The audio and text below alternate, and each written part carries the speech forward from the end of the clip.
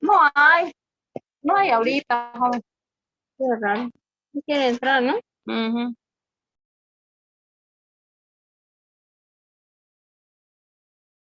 Compañero.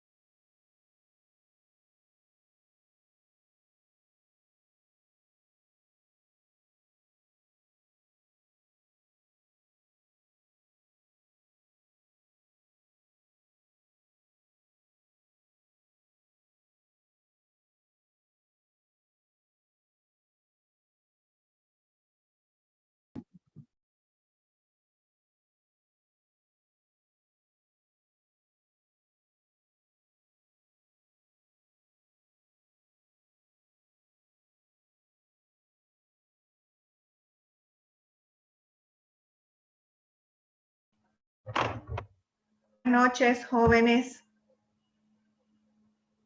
Ya les he dado tiempo para que ingresen la mayoría. Creo que ya podemos comenzar.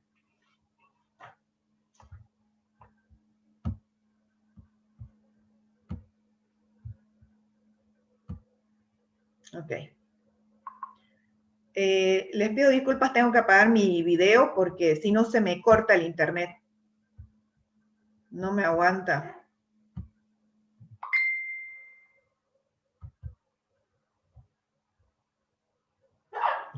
Ok, habíamos quedado en esta diapositiva en la última clase, ¿sí?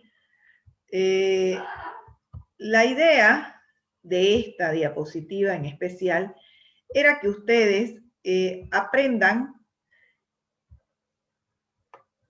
que las necesidades de agua en el mundo, según la UNESCO, marca el parámetro de las economías de los países también, ¿sí? En los países industrializados o altamente industrializados, primermundistas, se puede ver que el uso del agua, en su mayoría, se va directamente al uso industrial, a la industrialización de productos, mientras que solamente que es el 59%.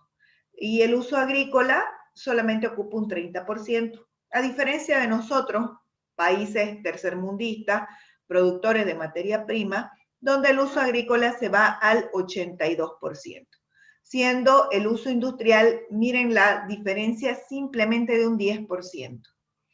Entonces, es a partir del uso del agua que se propicia en los diferentes países que se puede hacer un análisis socioeconómico de cómo se llevan, digamos, las economías de cada país, ¿ya? Bueno, dentro de las necesidades del agua, las necesidades de consumo, están las necesidades domésticas y las necesidades no domésticas. Dentro de las domésticas vamos a tener la residencial, la de clase media y la de clase popular. Están diferenciadas porque desde la dotación hasta el uso que se les da al agua es diferente en un barrio residencial que en un barrio popular.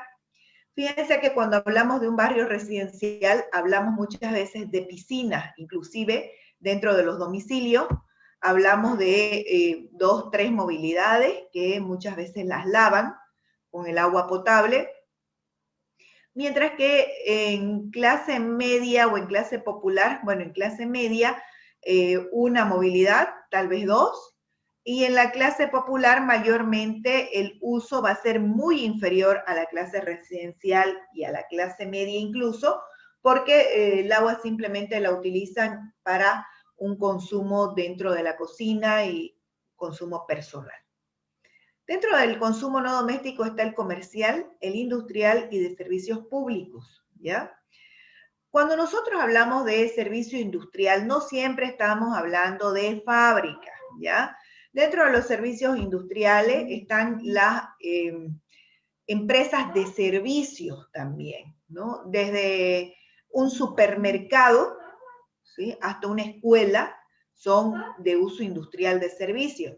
Y ya cuando hablamos de uso industrial de producción, ahí recién nosotros estamos hablando de fábricas, ¿sí?, de producciones de manufactura.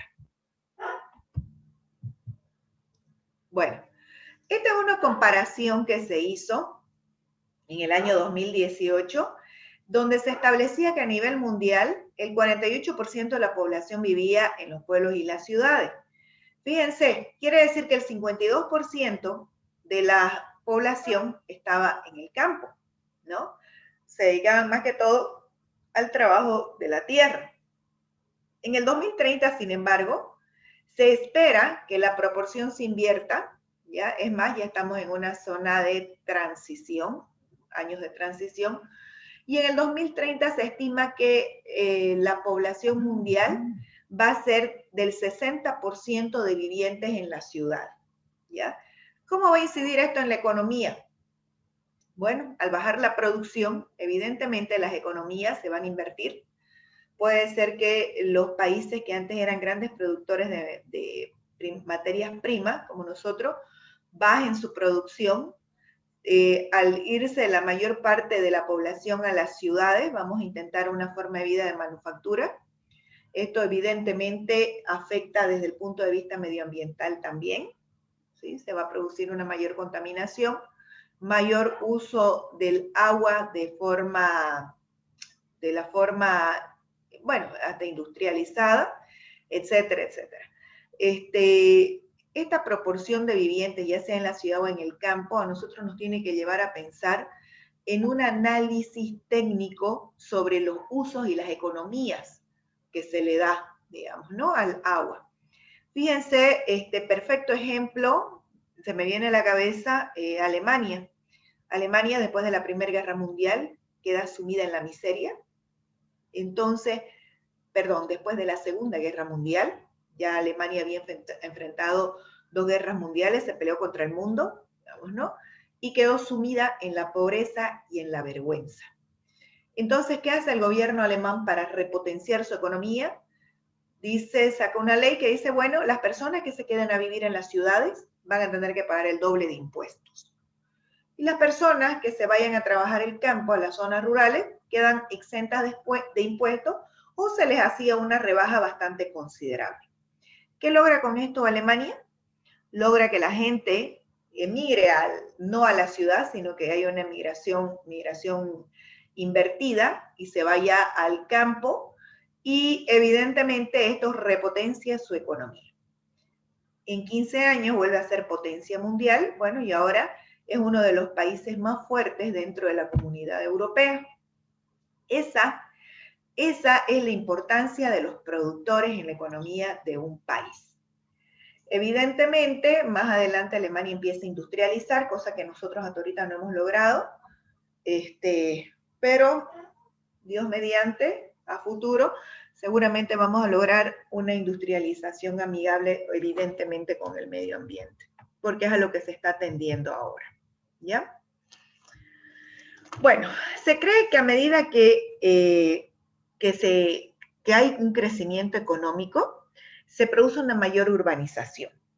Fíjense que las economías últimamente, con la pandemia, ¿sí?, han empezado a temblar en toda Latinoamérica, ¿no? Nosotros tenemos una economía bastante débil, entonces con esto de la pandemia, muchas industrias, muchas empresas, sobre todo las pymes, muchas pymes han cerrado, con el consiguiente crecimiento del desempleo, ¿sí?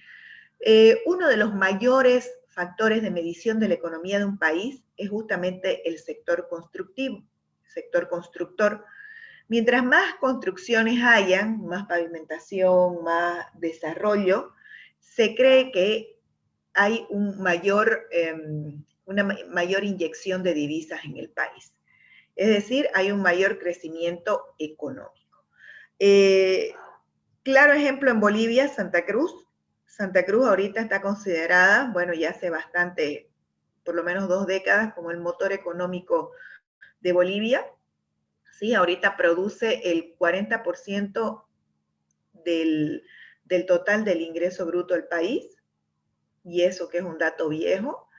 ¿Y qué es lo que ha pasado con Santa Cruz? Ha crecido vertiginosamente, se ha urbanizado a una velocidad impresionante. Ahora nosotros podemos ir a barrios que nunca en nuestra vida hubiéramos pensado, digamos, que pudieran existir en los 4 cuadrantes de la ciudad. Ha crecido de forma impresionante. Entonces, ¿qué es lo que cuál es el ciclo? Que a mayor urbanización quiere decir que hay un mayor crecimiento económico. La gente empieza a migrar a Santa Cruz en busca de mejores oportunidades laborales.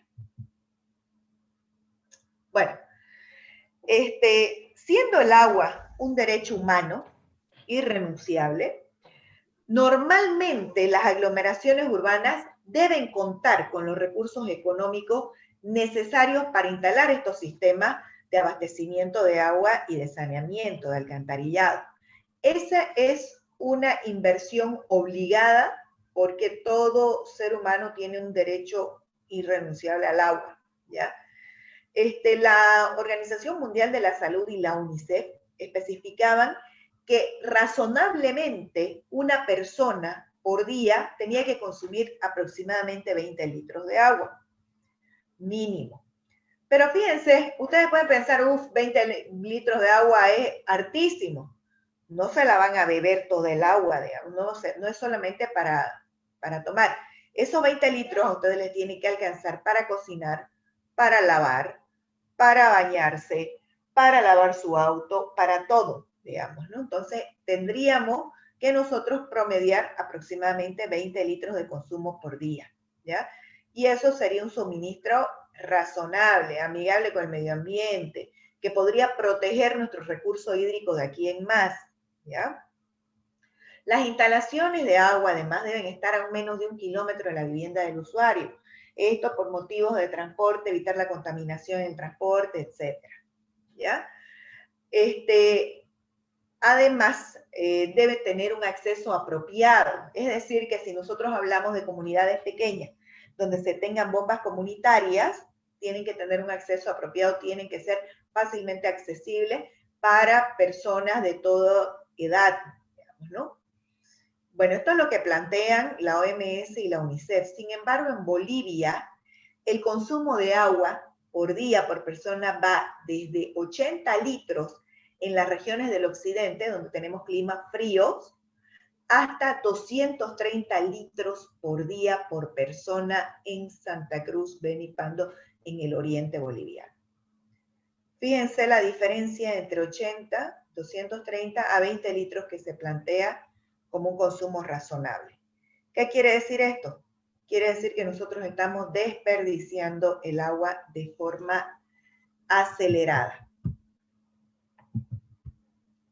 Bueno, las necesidades del agua en el mundo agrícola, como hemos dicho que países como el nuestro, eminentemente agrícolas, de producción agrícola, tienen una economía basada en esto. La principal fuente de suministro de alimento, evidentemente, es la agricultura, y el uso del agua se va a ir a los cultivos, piscicultura y silvicultura, y al ganado. Eso es para lo que principalmente nuestra economía utiliza el agua. ¿De qué depende la agricultura? ¿En qué se basa la agricultura? Primeramente va a depender de la lluvia en la mayoría de los casos, ¿ya? Las tierras de regadío son la quinta parte de la zona cultivable, ¿ya? El riego además consume alrededor del 15% del agua del uso agrícola, ¿ya? Y se asciende además de 2.000 a 2.500 kilómetros cúbicos de agua utilizada en el año. Bueno, actualmente el riego consume el 70% del agua, ¿ya? En los próximos 30 años, que en realidad ya son 25, ya no son 30, la cantidad de agua usada en riego aumentará en un 14%, ¿ya? El 2030 dice que el 60% de las tierras potencialmente regables se encontrarán en explotación. ¿Qué quiere decir esto? Que cada mes vamos a tender a aumentar más nuestra frontera agrícola. Esto en realidad no es bueno. Podríamos pensar que es bueno, que aumentar la frontera agrícola podríamos pensar que es algo bueno porque va a haber más trabajo, porque va a haber más alimentos, etcétera, etcétera. Pero ¿a quién afectamos? Afectamos a la flora y a la fauna. Nosotros para aumentar la frontera agrícola desforestamos. Fíjense el ejemplo de la Chiquitanía el año 2019. De ese incendio de la Chiquitanía, del que se habló a nivel mundial, porque de todas partes del mundo la gente se asombraba de la cantidad de fuego y la cantidad de miles de hectáreas que se perdían en el fuego en el día. Se le echó mucha culpa a la ampliación, justamente a una ley promulgada en la que se ampliaba esta frontera agrícola de forma indiscriminada. Entonces, ¿qué es lo que se tiene que hacer? Las ampliaciones de las fronteras agrícolas tienen que ser consensuadas, tienen que ser arduamente estudiadas, ¿sí? Porque esto principalmente nos afecta desde el punto de vista hidrológico al ciclo hidrológico del agua. ¿Qué ha pasado con el incendio en la Chiquitanía? El incendio en la Chiquitanía ha afectado a los acuíferos subterráneos también. Esa ceniza que iba quedando y se iba insumiendo dentro del suelo, de alguna manera ha llegado a los acuíferos y les ha afectado. O sea, el ciclo hidrológico del agua se ve seriamente afectado también por los incendios forestales. Bueno, ya hemos hablado de las necesidades del agua desde el punto de vista agrícola. Vámonos al punto de vista industrial. El uso anual del agua aproximadamente era de 725 kilómetros cúbicos en 1995. En el 2025 se plantea que se va a llegar a 1.170 kilómetros cúbicos, ¿ya? En este año, bueno, que ya estamos cerquita, el uso industrial va a representar entonces un 24% del consumo total del agua. O sea que el uso industrial, al aumentar el uso del agua en el mundo industrial, quiere decir que también se va a industrializar más la economía mundial. La industria va a tender a crecer. Bueno, ahora, vamos a hablar acerca de los acueductos, ¿ya? ¿Qué es los acueductos? Los acueductos son unos conductos artificiales para trasladar agua desde la fuente de abastecimiento. Fíjense que yo les hablé en la anterior clase sobre lo que era la conducción, ¿no es cierto? Las líneas de conducción, que era justamente desde la toma de agua hasta el sector de la distribución. El acueducto se utiliza para consumo en viviendas, riegos, recolectas, ¿ya? Y tiene una historia de miles de años atrás, desde el Imperio Romano, que se tiene noción de los primeros acueductos que existieron. También se han usado para transportar aguas residuales como una suerte de alcantarillado. El Herwan fue el primer acueducto construido en el año 700 a.C., en Nínive, capital de Asiria, ¿ya? En esa misma época, fíjense que ya se construye un sistema de abastecimiento de agua de 30 kilómetros de longitud. Y estamos hablando de 700 años antes de Cristo, imagínense, de los primeros que se tiene noción. Aqua Appia es el más antiguo de todos los acueductos desarrollados por el Imperio Romano, ¿ya? Tenía un recorrido de más de 1.6 kilómetros.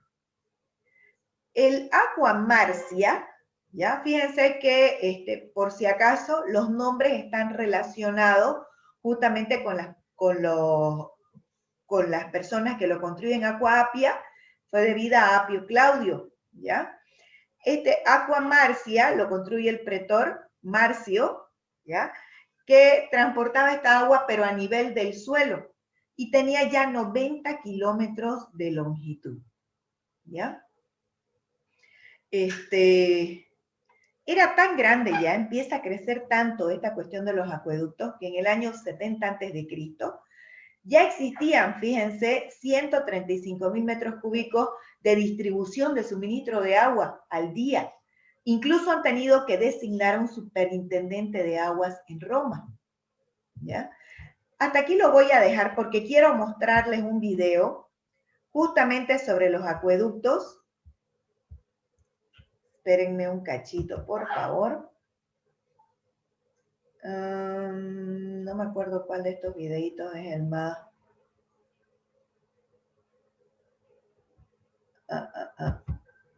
Ahorita.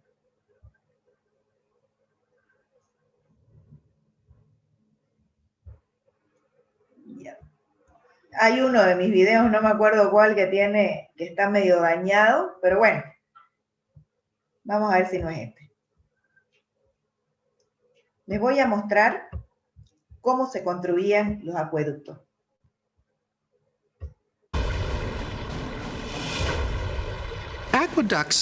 Los acueductos, en teoría, no son tan complicados.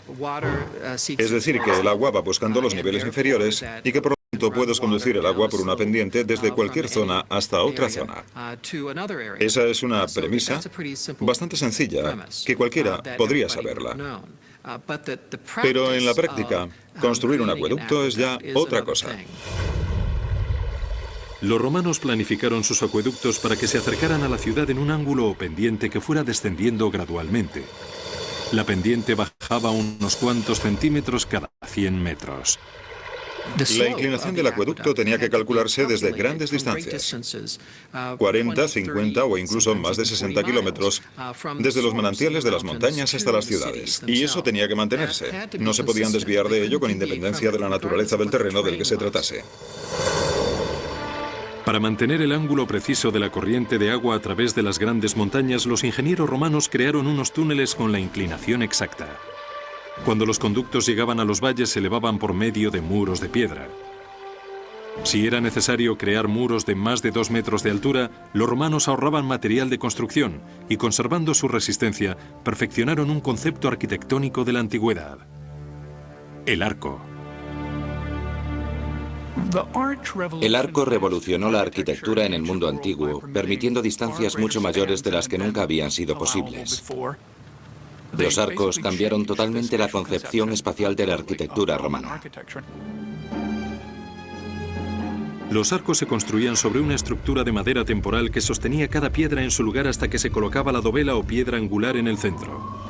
La dovela distribuía el peso por igual a cada lado del arco, lo que permitía colocar otras piedras encima de ella.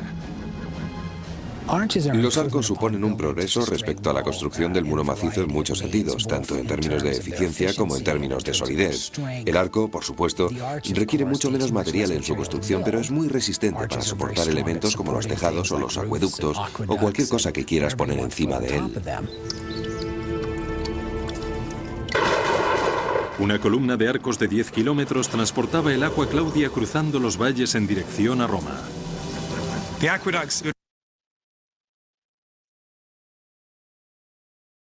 Bueno, creo que este es el videito que tengo dañado porque deja de mostrar las imágenes. Les voy a mostrar otro. Me interesa muchísimo que ustedes vean la ingeniería romana. Uno en concreto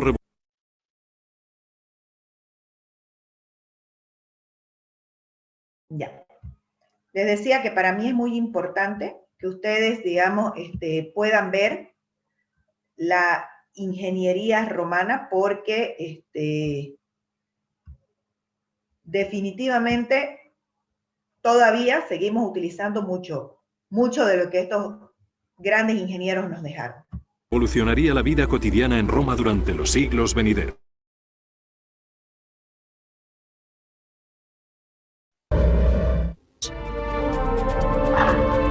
En la capital, 11 acueductos llevaban un flujo continuo de agua fresca a sus ciudadanos. En total transportaban 750 millones de litros al día desde las montañas a kilómetros de distancia. Los romanos planificaron sus acueductos para que se acercaran a la ciudad en un ángulo o pendiente que fuera descendiendo gradualmente a unos cuantos centímetros cada 100 metros. La inclinación del acueducto tenía... Para mantener el ángulo preciso, crearon unos túneles con la inclinación exacta. Cuando los conductos llegaban a los valles, se elevaban por medio de muros de metros de altura. Los romanos ahorraban material de construcción y, conservando su resistencia, perfeccionaron un concepto arquitectónico de la antigüedad: el arco. El arco revolucionó la arquitectura en el mundo antiguo. Los acueductos la vaciaban en 3 depósitos distintos. Uno destinado a las fuentes públicas de agua potable, un segundo con destino a los baños públicos y un tercero reservado para el emperador y otros romanos acaudalados que pagaban por tener su propia agua corriente, un concepto muy adelantado en su tiempo.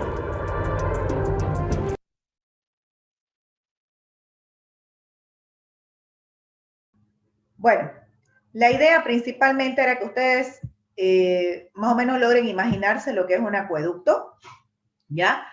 Vamos a hacer un trabajo, les voy a dejar un link en el aula virtual. Ya muchos se han adicionado al aula virtual, ya les mandé las invitaciones a sus correos. Por favor, denle en aceptar para poder entrar, ¿ya?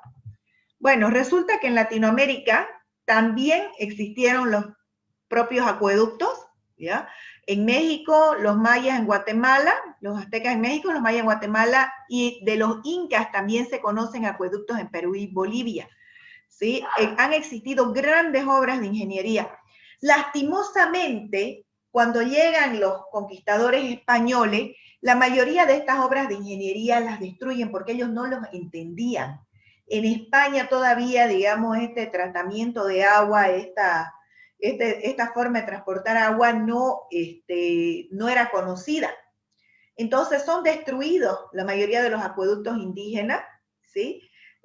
Porque no le daban la importancia necesaria, y es por eso que en la época de la colonia, en Latinoamérica, principalmente en Sudamérica, se presentan grandes epidemias debido a problemas de higiene justamente con el consumo del agua, ¿ya? Bueno, aquí nosotros tenemos más o menos lo que hemos visto. Fíjense que cuando ellos necesitaban transportar agua y tenían que pasar por montañas, simplemente tuneleaban. En muchos de los casos dejaban estas tipo chimenea, donde ellos entraban y hacían limpieza, y cuando necesitaban pasar, digamos, por cañones, etcétera, entonces hacían estas obras maestras de ingeniería.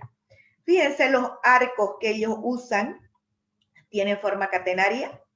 El arco de forma catenaria tiene una mejor estabilidad, mayor estabilidad, ¿sí?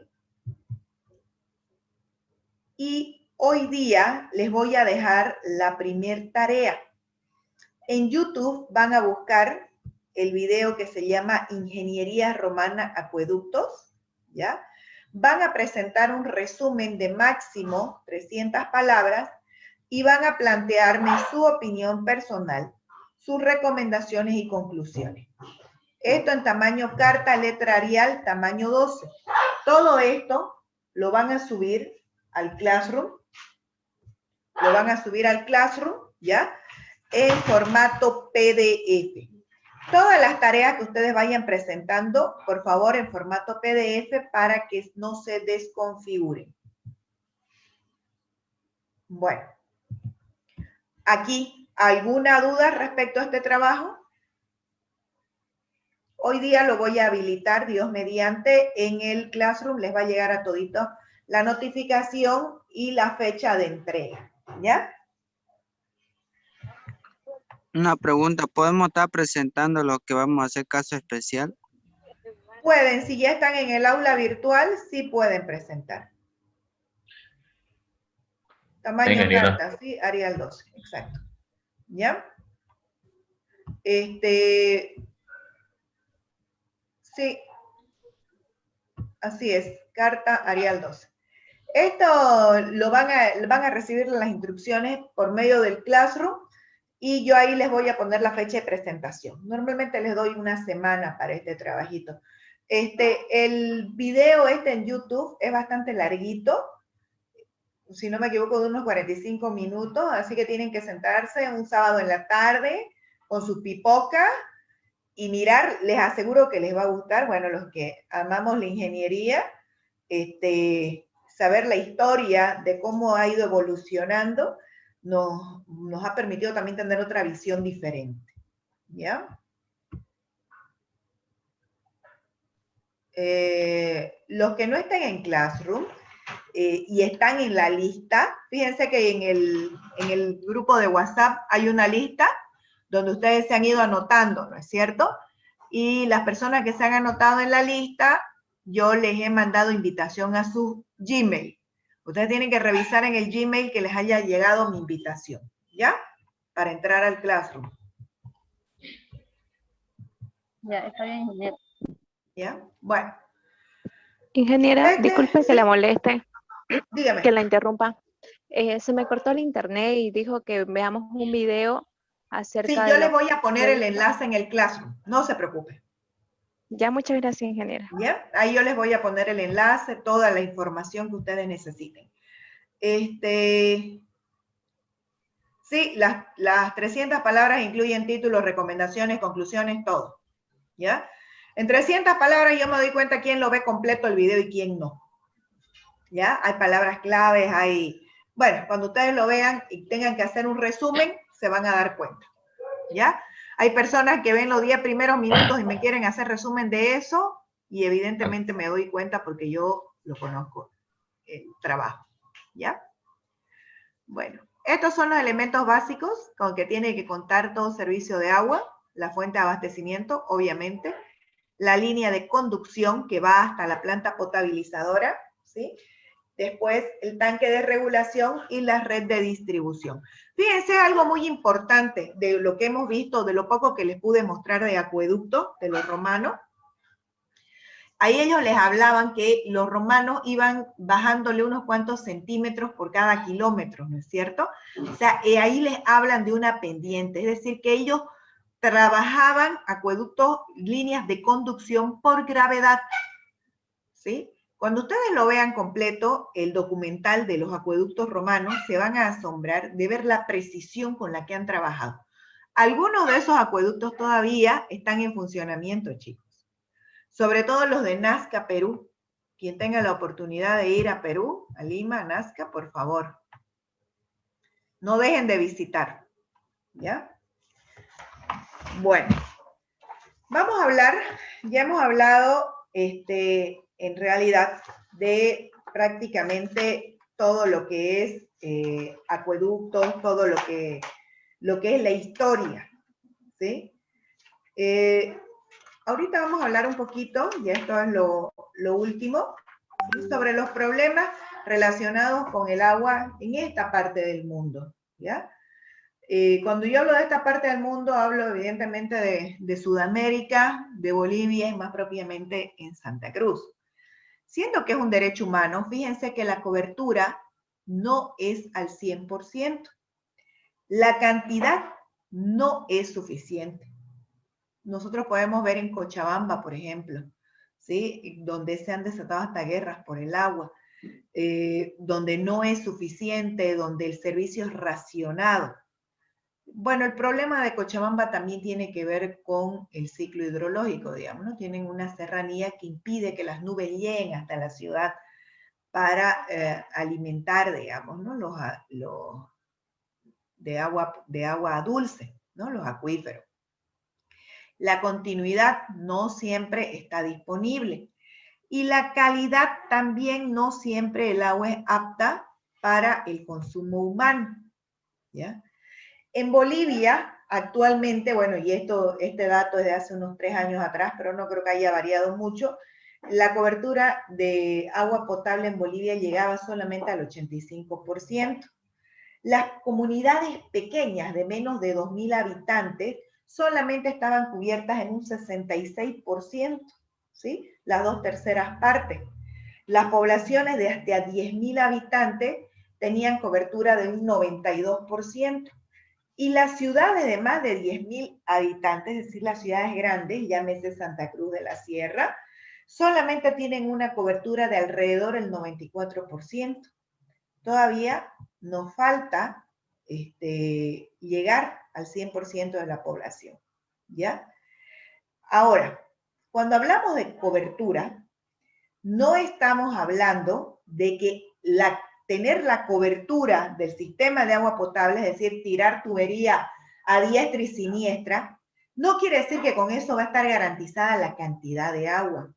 Tampoco va a estar garantizada la continuidad ni la calidad del agua suministrada, porque la cantidad, continuidad y calidad están relacionadas con el servicio y las plantas potabilizadoras, ¿ya? Justamente que yo les hablaba de Cochabamba, en La Paz también han tenido ese problema, que pese a tener, digámonos, redes de agua potable instaladas, no siempre tienen el suministro suficiente. Entonces la cobertura a ustedes no les garantiza, digamos, que exista la cantidad y calidad adecuada, ¿ya? Bueno, acá hay un dato muy interesante. Les dicen que para tener controlado el tema del abastecimiento, empresas especializadas vienen realizando estudios que a la fecha señalan que el horizonte de extracción, equilibrio entre oferta y demanda se ha garantizado hasta el año 2040. Bueno, este dato lo lanza Saguapac hace unos 4 o 5 años atrás, ¿sí? Donde nos dice que justamente hasta el año 2040, ¿qué quiere decir este equilibrio entre oferta y demanda? Ahorita, en estos momentos, nosotros tenemos una mayor oferta de agua que la que demandamos. Es decir, tenemos agua de sobra. Después de realizar, digamos, estudios debido al crecimiento indiscriminado de la ciudad, los diferentes asentamientos, en zonas de recarga, por ejemplo, el Urubó es una zona de recarga de los acuíferos con los que se alimenta el agua potable en Santa Cruz, digamos, ¿no? Los sistemas de agua potable en Santa Cruz. Se llega a la conclusión de que en el año 2040 va a ser el año límite en que la oferta y la demanda se van a igualar. Es decir, que va a haber agua cabalinga. Lo que nosotros usemos va a ser exactamente lo que nos ofrezca la naturaleza, ¿ya? Después del año 2040, se cree que que la demanda va a ser mayor que la oferta. ¿Qué quiere decir esto? No quiere decir que nos vamos a morir de sed. Simplemente quiere decir que vamos a tener que entrar en otro tipo de suministro de agua. Seguramente vamos a tener que entrar en una política de reciclaje, como hay en Europa, donde el agua de los grifos no es agua bebible, sino que es agua reciclada. Entonces, nosotros en algún momento vamos a llegar, bueno, aquí dice en los próximos 22 años, porque esta diapositiva la hice hace 2 años atrás, vamos a llegar, digamos, a tener que reciclar nuestra agua, ¿ya? Bueno, ahorita se está estudiando lo que se llama el proyecto Rosita, para ver si con eso podemos paliar un poco y extender un poco más este año horizonte, ¿ya? Este proyecto Rosita está en los afluentes del Río Grande. Ahorita, en la actualidad, los afluentes del río Piraí es donde tenemos nosotros nuestra mayor cantidad de acuíferos subterráneos, de donde nosotros extraemos, digamos, ¿no? el agua. El problema es que la zona de Urubó ha crecido de una forma vertiginosa, les decía, y fíjense todos esos proyectos inmobiliarios que se han desatado. Claro, son urbanizaciones muy lindas, hay casas muy bonitas en Urubó, ¿no? Lastimosamente no cuentan con un sistema de alcantarillado sanitario. Entonces, todas esas grandes urbanizaciones están con pozos ciegos. El problema es que el pozo ciego, a la larga, llega a contaminar hasta 10 kilómetros por debajo en caso de una pequeña filtración. Entonces, toda esta contaminación de aguas servidas está justamente en medio de nuestros acuíferos, de donde nosotros sacamos agua para dotar a todo Santa Cruz. ¿no? Ahora, otro proyecto inmobiliario que es muy lindo también, que son estos mares artificiales. Se dan ideas que están haciendo mares artificiales con agua dulce. Es decir, que están, como les digo, encapsulando una enorme cantidad de agua dulce que en realidad nos pertenece a todos, para el disfrute de unos pocos. Entonces, estos son proyectos que son muy bonitos, tal vez brindan mucho trabajo, potencian el turismo, etcétera. Sin embargo, ponen en un grave atentado, ¿no? Contra el suministro de agua para todos los vivientes de Santa Cruz. Ahora, se han presentado diferentes desafíos del agua. Los mayores desafíos a nivel mundial los ha establecido la OMS y la UNESCO. Se los voy a dejar esto en las diapositivas que les voy a subir al Classroom para que ustedes lo lean con atención, ¿ya? Y esta investigación no la tienen que presentar, no la voy a corregir, aunque la suba. Ustedes sí lo tienen que investigar porque podría entrar en el examen, ¿ya? Y la investigación se trata de cómo se proveen de agua las 9 ciudades capitales de Bolivia, cuánto en realidad de agua dulce hay en Bolivia, cuáles son las principales fuentes de contaminación del agua en Bolivia y cuáles son las zonas de recarga de acuíferos de la ciudad de Santa Cruz, ¿ya? Esa sería y hasta ahí terminaríamos el primer capítulo de los conceptos generales con respecto a, a la materia de Sanitarias 1. ¿Tuvieran alguna duda?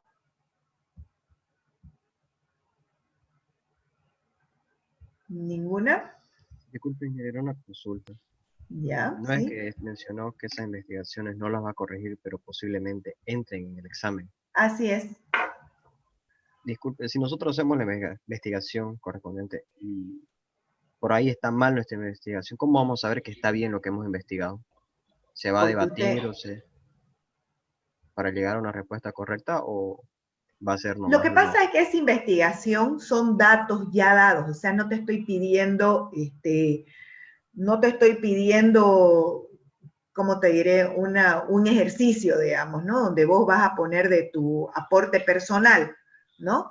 Me imagino que ustedes van a investigar en páginas adecuadas, pues, ¿no? De un alto rigor científico, pero son datos. ¿Ok?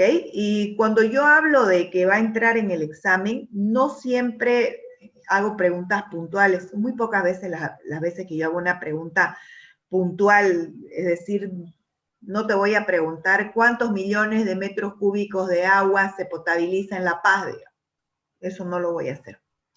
La idea de que ustedes hagan estas investigaciones, uno, es que se involucren un poco más, digamos, en la materia, se involucren un poco más en lo que es en realidad el agua, el tratamiento del agua aquí en Bolivia, que lleguen a entender y a descubrir la cantidad de problemas que se tiene, ¿sí? De que se involucren un poco más en las noticias. No les pongo nota a estas investigaciones y les digo que yo no se las voy a corregir, porque yo cuando doy estas investigaciones, se me antoja que yo estaría calificándolo al Google, digamos, no a ustedes.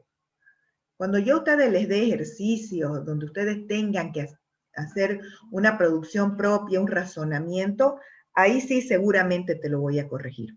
Por ejemplo, lo de los acueductos, donde vos vas a tener que ver un video, sacar un resumen, hacer una conclusión, eso merece nota, porque vos vas a tener una producción intelectual, ¿ya? Pero una investigación que ustedes van a buscar en el internet y que está, digamos, a la mano, no me parece que merecería, digamos, ¿no? Que perdamos nuestro tiempo dándole nota a su buscador de Google. Porque al fin y al cabo eso es lo que van a hacer, ¿no? Van a googlear. ¿Ya? De todas formas, Sergio, si tenés alguna duda con respecto a la página que ustedes están investigando, si quisieran, digamos, validar alguna información, con todo gusto me pueden preguntar. ¿Ok? Ok, ingeniera, muchas gracias. Bueno, ¿alguna otra duda, chicos, respecto a esto? ¿Ninguna? Ingeniera, de la investigación que nos dio, usted lo va a subir al Classroom y ahí pone la fecha Así es. hasta cuándo tenemos límite de entrega. Así es. ¿Ustedes han trabajado con Classroom anteriormente? No. Sí. Bueno, yo no. Algunos colegas han estado trabajando con Classroom, ¿no? Algunos docentes. Otros sí, ajá, otros ingenieros. Ya, y otros creo que en el Moodle, ¿no? ¿O con qué han estado trabajando? O con la plataforma de la Gabriel.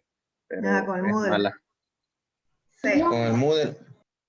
Ya, bueno, el Classroom es muy parecido, incluso hasta más fácil de manejar. A mí me gusta mucho, me brinda muchas herramientas. De todas formas, cualquier duda que tengan cómo subir su trabajo, me pueden preguntar, ¿ya? Pero ahí les va a dar la opción de subir archivos y ustedes los van a subir siempre en PDF. Eso es lo único que les recomiendo, porque lo suben en Word o en algún otro y se desconfigura. El Classroom eso tiene malo que desconfigura muy rápidamente. ¿Ya? Bueno. ¿Alguna otra duda? ¿Ninguna? Ingeniera, la investigación que vamos a ver del video, ¿va a ser a mano alzada o va a ser No, yo le puse Arial 12. Ah, ya, perfecto. ¿Saben qué? El anterior semestre, uno de sus compañeros que me dijo que no tenía a disposición una computadora si la podía hacer a mano, yo a él le permití, digamos, ¿no? Si alguien no tiene computadora, me puede escribir en privado y decir, mi ingeniera, por favor, yo lo voy a presentar de esta manera, no tengo ningún problema. Pero sí, si tienen mejor computadora, pues no les cuento automáticamente las palabras y todo. ¿Ya? Bueno, chicos, nos veremos entonces el día martes, Dios mediante, ¿ya? Yo les voy a habilitar esta tarea inmediatamente, ¿sí? Cualquier cosa, ya saben, vamos a empezar a las 7 y si alguna vez yo tuviera alguna reunión, algo que me atrase, que no me permita llegar, yo les voy a avisar, ¿ya? Para que ustedes no estén esperando en vano. Y de todas formas, como yo les voy dando tarea, siempre puede haber un trabajo asincrónico, o sea, no precisamente aquí en el Zoom. Ustedes pueden ir avanzando también en sus apuntes, ¿ya? Bueno, nos vemos entonces el día martes. Les agradezco la asistencia. Listo, ingeniero. Hasta luego. Hasta luego, ingeniero. Hasta luego, ingeniera.